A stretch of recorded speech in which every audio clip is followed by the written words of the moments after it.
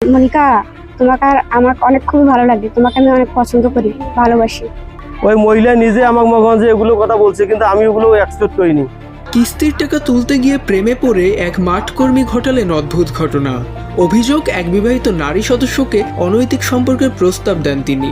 আর এই খবর ছড়িয়ে পড়তেই বদলে যায় পুরো গ্রামের পরিস্থিতি। কিস্তি তুলতে গেলে তাকে ঘিরে ফেলেন স্থানীয়রা এবং শুরু হয় জিজ্ঞাসাবাদ। শেষ পর্যন্ত জনতার হাত থেকে ওই কর্মীকে উদ্ধার করতে ঘটনাস্থলে ছুটে আসতে হয় পুলিশকে। ঘটনাটি গাইবান্ধার রাধাকৃষ্ণপুর এলাকার।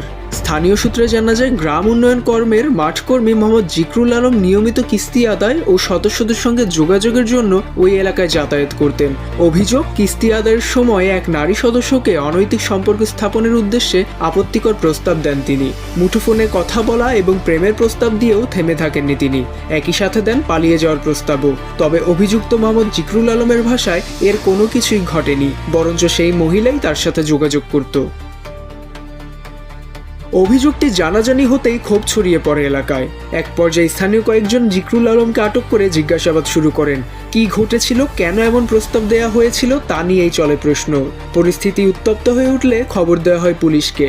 পরে পুলিশ ঘটনাস্থলে গিয়ে তাকে জনতার হাত থেকে উদ্ধার করে থানায় নিয়ে যায়। সেখানে দুই পক্ষের সঙ্গে কথা বলে তাকে পরিবারের জিম্মায় ছেড়ে দেওয়া হয়েছে বলে জানিয়েছে পুলিশ। তবে অভিযোগের সত্যতা নিয়ে এখনও কোনো চূড়ান্ত সিদ্ধান্ত হয়নি।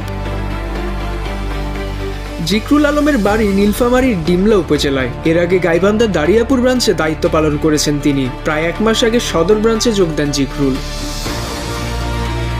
মাঠকর্মীরা নিয়মিত সদস্যদের বাড়িতে যান, কিস্তি আদায় করেন, নানা বিষয়ে যোগাযোগ রাখেন। ফলে এই সম্পর্কে ভিত্তি হওয়ার কথা আস্থা ও পেশাদারিত্ব।